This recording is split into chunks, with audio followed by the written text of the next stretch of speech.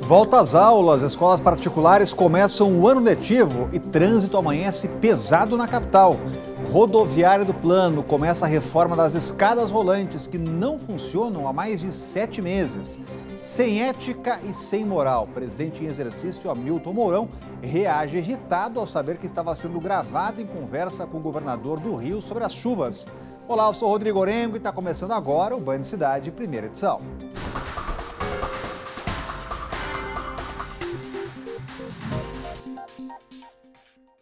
Quem enfrentou o trânsito hoje percebeu a lentidão. No Eixão Sul, um capotamento complicou o trânsito nesta manhã.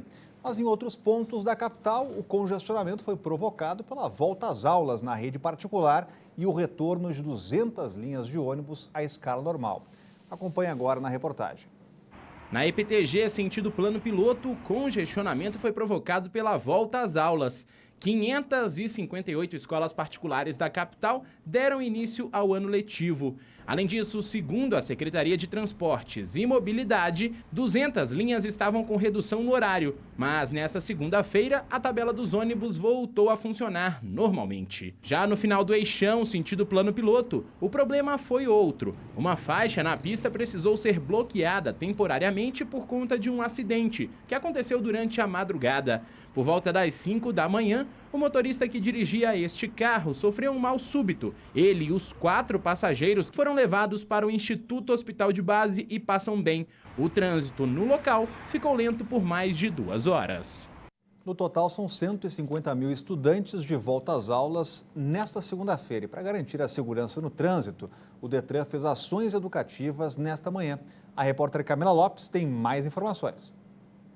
As aulas já voltaram, pelo menos para os alunos da rede particular de ensino. E aí a gente vai conversar agora com o Marcelo Granja, que é diretor de educação do Detran, para saber como é que vai fazer. Vai aproveitar esse momento para conscientizar pais e alunos sobre essa questão do trânsito também, não é isso, Marcelo?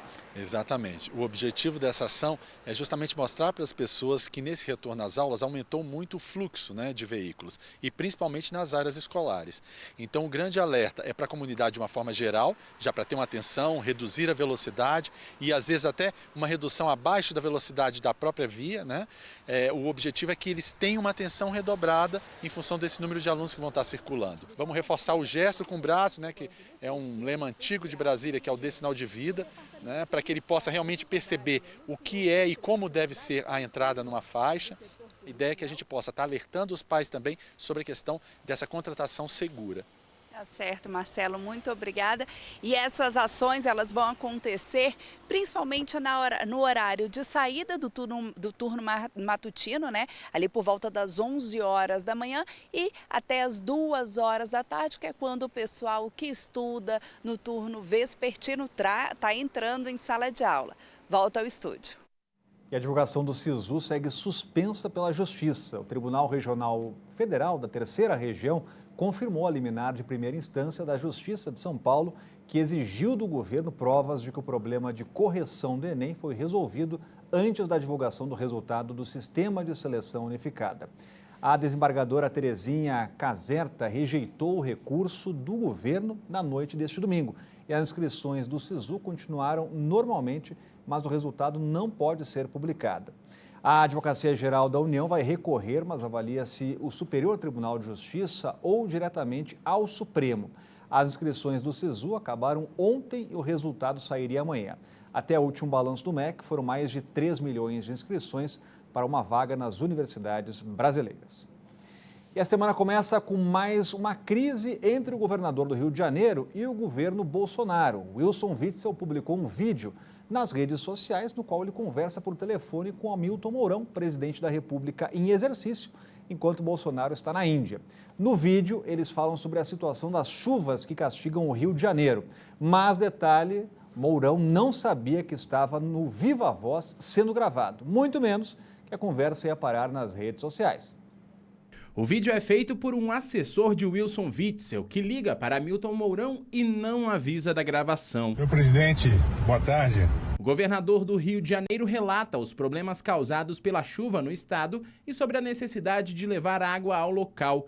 Mourão diz estar ciente e que o ministro da Defesa vai acompanhar a situação de perto. Eu vou falar com o ministro Fernando aí para para intensificar isso aí. Tá bom. O ministro Canuto está lá em Minas Gerais, aí no Espírito Santo. Sim. Né? Aí qualquer coisa a gente apoia mais alguma coisa aí no Rio de Janeiro. Fica tranquilo. Mourão não sabia que estava no Viva Voz, nem que a gravação ia parar em uma rede social de Witzel. Hoje cedo, ao chegar no gabinete, o presidente da República em exercício não poupou críticas. Eu acredito que ele esqueceu a ética e a moral que caracterizam as Forças Armadas quando saiu do Corpo de Fuzileiros Navais. Nada mais que eu tenho a dizer a respeito disso. Na Índia, o presidente Jair Bolsonaro também reagiu. Aquelas imagens estão no seu carro e um assessor filma e liga para o presidente em exercício. Eu acho que não é usual alguém fazer isso. Eu não gostaria que fizesse comigo, não interessa qual seja o assunto. O que se trata por telefone tem que ser reservado. Vai conversar com Cláudio Humberto sobre este assunto, já está aqui com a gente.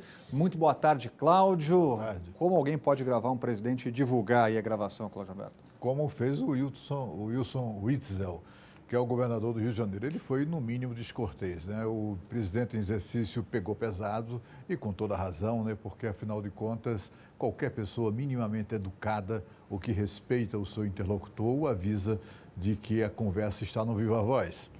Avisa também que, olha, vou usar essa conversa para divulgá-la, para expor essa conversa nas redes sociais. Ele não avisou nada disso, simplesmente fez com que um assessor gravasse ele ligando para o presidente em exercício e no Viva Voz, compartilhando uma conversa de duas pessoas com várias outras, enfim.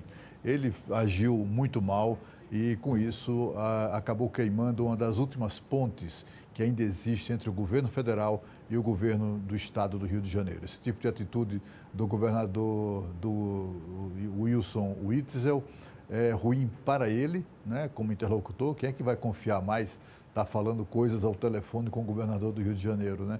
E é ruim, sobretudo, para o sofrido estado do Rio de Janeiro. E a seguir começa finalmente a reforma da escada da rodoviária do Plano Piloto, quebrada desde junho do ano passado. E o Band Cidade está voltando daqui a pouco.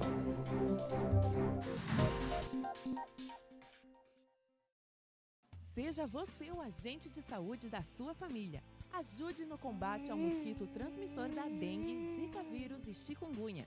Fale também com seus vizinhos e avise aos órgãos públicos sobre possíveis focos da doença. Sacos plásticos, entulhos acumulados, pneus velhos podem ser depósitos para as larvas. Cuidem para que garrafas vazias fiquem de cabeça para baixo, evitando que acumule água das chuvas. E coloque areia nos pratinhos das plantas. Caixas d'água, piscina e até mesmo ralos também merecem cuidado e atenção. Vamos acabar com esse mosquito e com as doenças que ele causa.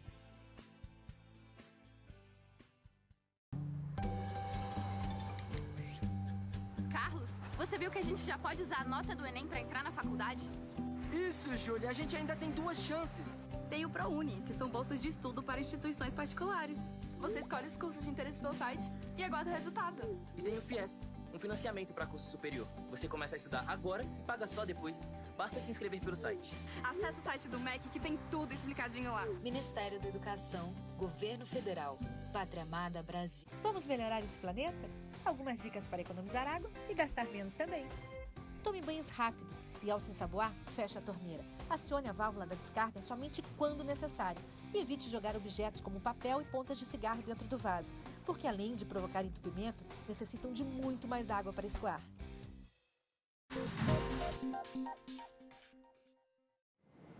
Família que acusa a pediatra do Hospital Regional de Taguatinga de negligência entrou na justiça. No último dia 16, um bebê de 6 meses caiu de uma cama de mais de 1 metro de altura e acabou quebrando o fêmur direito. Os pais levaram a filha para o hospital, mas o pediatra não pediu exames de imagens, receitou apenas remédios para a dor e mandou a criança voltar para casa. A menina passou quase 2 dias sentindo dores. A família também procurou o Conselho Regional de Medicina.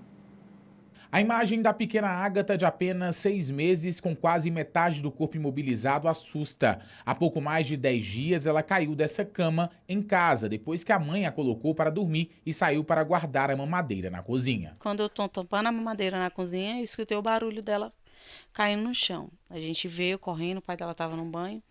Pegamos, ele pegou ela e eu falei assim, como muito assustada, ela chorando muito. Falei que era melhor a gente levar ao hospital. No HRT, a Ágata foi atendida por um pediatra que não pediu exames de raio-x e receitou remédios para a dor, apenas porque a mãe solicitou ao médico. Ele falou que ela não teria nenhum hematoma para estar fazendo um exame de raio-x. Que ela estava chorando devido à queda e devido ao que eu estava chorando, ela estava assustada. E no dia seguinte precisou ser levada novamente para o hospital de Taguatinga, quando um outro profissional constatou que o fêmur direito da menina estava mesmo quebrado e recomendou um procedimento cirúrgico para curá-lo. Por sorte, Ágata se recupera bem e deve tirar o gesso em pouco menos de um mês. Mesmo assim, a mãe da menina de 6 meses fica sem entender como o primeiro médico pôde ser tão negligente. E ele não teve sensibilidade alguma, ele está na função errada. A Aline já registrou denúncia no Conselho Regional de Medicina do DF, alegando negligência do Hospital Regional de Taguatinga e do primeiro médico que atendeu Ágata. Vou sim, só aguardando um advogado aparecer para a gente entregar todas as papeladas para ele. E vamos para a justiça. Entramos em contato com a Secretaria de Saúde e a resposta foi a seguinte: no momento do atendimento da menina não havia ortopedista de plantão por conta de uma cirurgia e a criança foi encaminhada para o pediatra. O médico fez os exames clínicos à procura de possíveis traumas neurológicos causados pela queda, mas nada foi encontrado. O pediatra fez todos os procedimentos e não havia edemas que indicassem qualquer fratura naquele momento. Por isso, foi receitado somente o analgésico. Quanto à solicitação de exames de imagem, a Secretaria esclarece que se trata de uma conduta médica adotada de acordo com a interpretação do quadro de saúde do paciente no momento da consulta, ou seja, o médico não julgou necessário. Falar aqui de imprudência no trânsito, morreu hoje cedo o ciclista Jailson Barbosa de Oliveira, de 34 anos. Ele havia sido atropelado na noite de sábado por uma motorista bêbada que estava sem carteira de habilitação. Jailson era pedreiro e ia de bicicleta pela ciclofaixa, isso mesmo, no espaço reservado para os ciclistas, quando foi atingido por um carro. Desde o acidente, o pedreiro estava na UTI do hospital de Ceilândia, mas não resistiu aos ferimentos e morreu nessa manhã. A mulher que dirigiu o carro, Luísa Ferreira de Assis, de 24 anos, foi autuada por homicídio doloso quando há intenção de matar. Mas ontem ela foi solta durante a audiência de custódia e não precisou sequer pagar fiança para ser liberada. Cláudio Humberto, é mais um caso aí de impunidade? E é um caso assim, sobretudo, é um crime, né, que a gente verifica, mais um que acontece aí. Olha, nada desculpa a atitude dessa motorista que cometeu o crime de beber e dirigir. Só isso já é criminoso, já é uma atitude criminosa, ainda mais atropelando e matando um ser humano, né? Isso aí, de fato, tinha que ter merecido da justiça, na audiência de custódia, uma atitude mais rígida. A lei determina que esse crime é inafiançável. O que é que leva um juiz a soltar alguém, nem sequer cobrar ou estipular fiança, alguém que acabou de matar outra pessoa, né? De fato, são coisas que aí, fora do Brasil, ninguém entende. Aqui também ninguém entende, mas nós estamos habituados com esse tipo de triste realidade. O fato é que nada desculpa essa criminosa, mas, de outro lado, nada desculpa também o gestor público que achou de transformar os acostamentos de rodovias, que nós temos aqui rodovias cortando a cidade, transformar acostamento em ciclofaixa. Esse crime é que precisa ser apurado devidamente pela justiça, porque expõe as pessoas a exatamente isso que aconteceu com esse senhor, o Jailson, né? Que acabou morto, atropelado por uma mulher que perdeu o controle, bêbada ou não, ainda que não tivesse bêbada, as pessoas estão sujeitas a perder o controle do carro. E o acostamento da via é uma área de escape, exatamente para isso, em ocasiões como essa. Não se pode transformar esse acostamento em ciclofaixa para não expor as pessoas a isso que aconteceu com esse rapaz. Eu já vi mãe passeando com o bebê, em carrinho de bebê na ciclofaixa. exatamente porque as pessoas imaginam que ali elas estão protegidas e não estão. É preciso rever com urgência a decisão criminosa, aliás, de governos passados, eu acho que o governo Arruda, né, de adotar a ciclofaixa. E quem tem filho sabe, educar uma criança não é nada fácil e a tecnologia e a concorrência tornam tudo mais difícil. E as histórias infantis clássicas já não refletem nem a sociedade atual. Pensando nisso, um casal criou suas próprias histórias, não só para a filha, mas para todas as crianças. É o projeto Noites com Letras que você vai conhecer agora. Quem vê esses dois pais brincando com os filhos nem imagina o que eles fizeram para ajudar no trabalho de desenvolvimento da personalidade de crianças, e não só as deles. A dupla se uniu para escrever e ilustrar histórias infantis que pudessem incentivar os pequenos a pensar mais na hora de tomar as próprias decisões. O Jason é jornalista e escritor. Ele diz que a ideia surgiu depois de perceber que as histórias infantis clássicas não ajudavam a filha a ir além do que estava escrito nas páginas dos livros. Ela sempre me chamava para contar histórias e eu comecei a procurar histórias que pudessem agregar alguma coisa. Eu não encontrava, né? Sempre encontrava assim, chapeuzinho, aquela coisa, né, que não agregava, não trazia valor, não fazia com que eles tivessem uma reflexão importante para a vida. Então eu comecei a inventar as próprias histórias ali na hora. As histórias foram pensadas de forma minuciosa, uma vez que o livro também foi feito para incentivar os pais a lerem com os filhos, a chamada leitura compartilhada. Eu acho que pode ajudar muitas crianças, podem ajudar muitos pais, né, a ter um momento de entretenimento com a criança, passar uma mensagem legal, sabe, que ajude a criança a se tornar um adulto mais feliz, né? A preocupação mais é essa mesmo.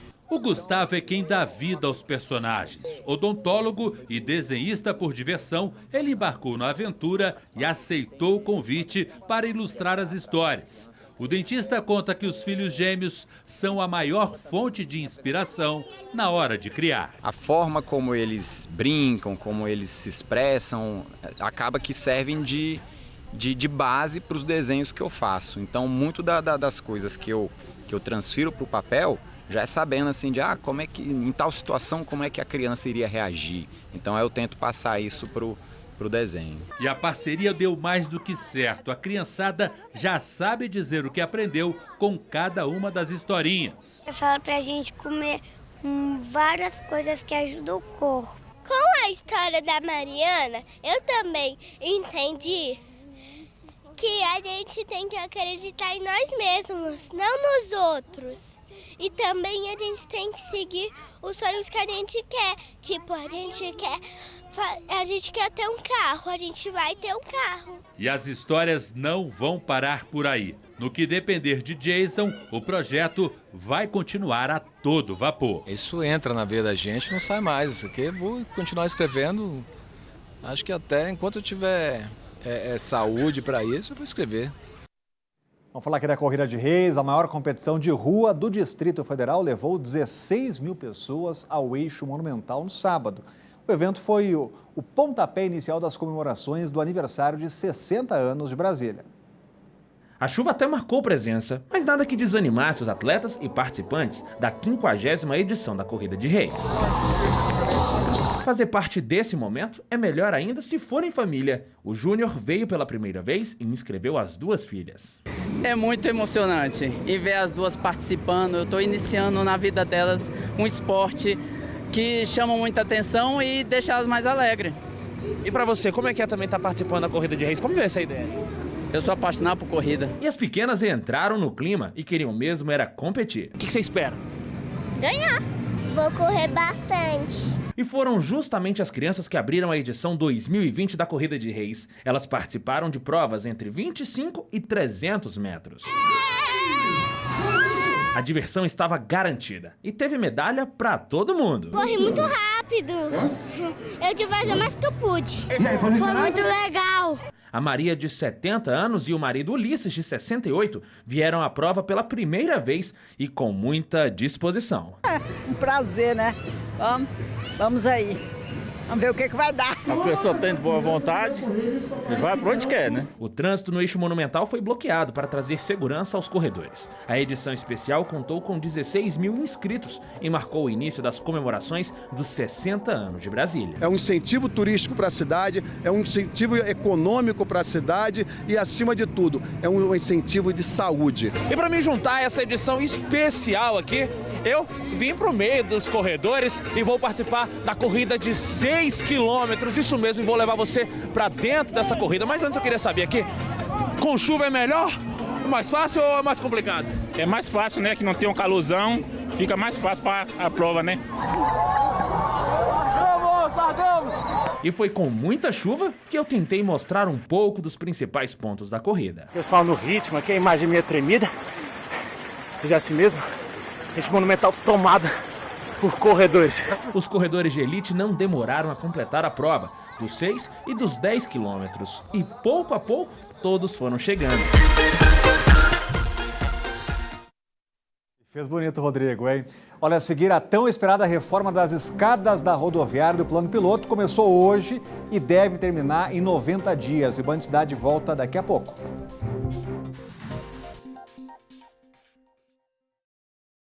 Curiosidades do nosso carnaval. Na Bahia, os primeiros afoxés surgiram na virada do século XIX para o século XX, com o objetivo de relembrar as tradições culturais africanas. Os primeiros afoxés foram Embaixada Africana e Pândegos da África. Por volta do mesmo período, o frevo passou a ser praticado no Recife e o maracatu ganhou as ruas de Olinda. No século XX, o carnaval foi tomando jeitinho de se manter até hoje em dia e misturando numa grande festa todos os ritmos.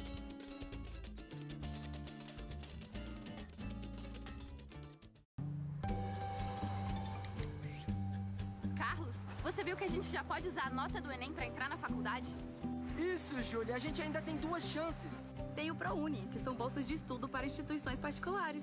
Você escolhe os cursos de interesse pelo site e aguarda o resultado. E tem o FIES, um financiamento para curso superior. Você começa a estudar agora, paga só depois. Basta se inscrever pelo site. Acesse o site do MEC que tem tudo explicadinho lá. Ministério da Educação, Governo Federal, Pátria Amada Brasil. O mais concorrido de todos os cursos, a medicina, prepara o profissional graduado para investigar a origem das doenças humanas e buscar a cura, como também a prevenção. São muitas as áreas de especialização: anestesiologia, ginecologia, obstetrícia, cardiologia, etc. Os médicos formados podem atuar tanto em hospitais, clínicas, postos de saúde e até empresas. Alguns dados dizem que a carreira de medicina é a que oferece a melhor remuneração e a maior oportunidade de trabalho no Brasil e no exterior.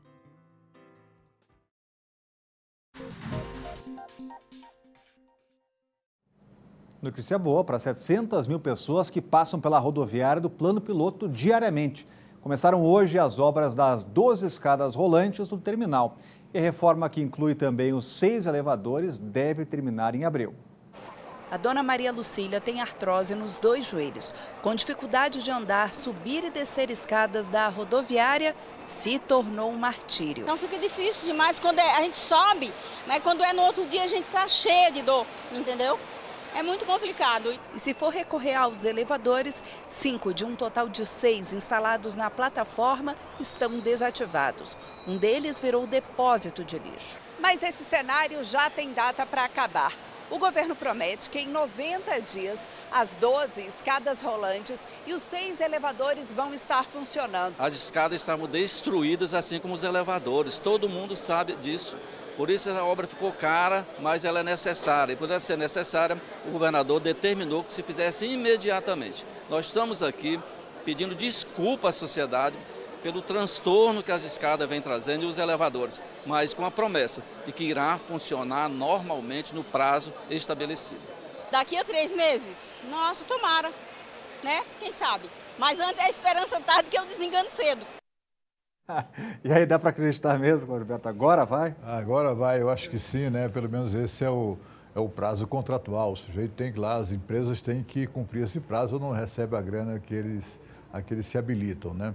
O fato é que isso tem que agora demora demais, 90 dias, né? Deviam ter chamado os chineses ou os japoneses, né? Os chineses estão construindo um hospital para 1.000 leitos em 6 dias. Por que essa rapaziada não consegue consertar a escadaria, né, a escada rolante da rodoviária e os elevadores em menos tempo? Agora, você se lembra da história do Pablo, um menino que mora no sol nascente e sonhava em se tornar jogador de tênis. Um vídeo dele treinando no quintal de casa com a avó viralizou na internet. Mas agora ele não treina mais com a rede improvisada e já conseguiu acumular medalhas jogando em torneios infantis. Veja só. Pouco mais de um ano se passou e essa tem sido a rotina de treinos do Pablo, em uma quadra de saibro profissional, bem diferente daquela quadra improvisada no quintal de casa, no sol nascente. Hoje, o menino treina com o apoio do Instituto Tênis do Brasil e a parceria parece que deu muito certo. No último ano, Pablo participou de algumas competições e já coleciona medalhas. Eu ganhei o da minha professora, eu ganhei o do Nipple. Ganhei um do Cerrado. E para este ano, os planos não são diferentes. Ele pretende se dedicar ao máximo para ganhar todas as competições. Eu vou treinar muito para conseguir participar de várias competições para eu ser campeão. Eu quero ser igual o Federer um dia. A dona Brasilene, a avó do Pablo, exibe com orgulho as medalhas do neto. Ela, que sempre foi a grande incentivadora do atleta, conta o que mudou depois do vídeo que viralizou na internet e as dificuldades que eles ainda enfrentam. Muita gente dando força, incentivando. Acho que isso é muito legal para ele. Eu espero que ele melhore cada vez mais, né? Que ele possa conseguir patrocínios, né? Porque sem patrocínio a gente não chega a lugar nenhum, porque é um esporte caro, as inscrições são caras e nem sempre o projeto paga, né? Porque são muitas crianças, né? Não é só ele, são muitas. Então, assim, às vezes eles participam de um torneio e não participam de outro. Então, eu espero que apareça assim, alguém que nos ajude nessa parte, entendeu? Mas a saga continua. O professor explica quais são os planos para 2020 e afirma: Pablo é um aluno muito dedicado. A gente vai inserir nos calendários de torneios os torneios nacionais também. Então, eles vão jogar os torneios internos aqui do Distrito Federal e vão entrar em alguns torneios fora de Brasília no circuito nacional. Esse é o objetivo, é competir a nível nacional. Legal, se você tem uma reportagem interessante como essa para sugerir, mande para a gente no WhatsApp, mande sua denúncia, seu vídeo, tudo que acontece na sua região já está aparecendo aí, é o 999769204. O Band Cidade primeira edição vai ficando por aqui. Antes disso, eu quero chamar meu amigo Bruno Mendes, já está com a gente no aquecimento para o Donos da Bola. E eu quero ver se tem notícia do Inter hoje aí, Bruno, será? Exatamente, Rodrigo. Forte abraço para você. Claro que a gente vai falar do Colorado, campeão da Copinha, em cima do Grêmio. A gauchada fez a festa em São Paulo, festa vermelha na capital paulistana. Que maravilha. E tem nosso Candangão também, né, Bruno? Abrimos o Candangão, todos os favoritos venceram. A gente vai ver tudo aqui nos Donos da Bola. Valeu, bom programa. Até mais. Valeu, tá certo. Então, agradecendo ao Rodrigo Orenco, que volta amanhã. Ele volta 12:30, eu entro 13h, a gente vai seguindo com o Band Cidade. Tem também o nosso queridíssimo e glorioso Donos da Bola, que já está no ar. Muita coisa boa para você hoje. Tem Candangão que começou, infelizmente, com notícia triste também, porque o Kobe Bryant, uma das maiores lendas do esporte, acabou nos deixando de forma trágica. A gente vai falar de tudo isso no programa de hoje, os Donos da Bola, que já está no ar.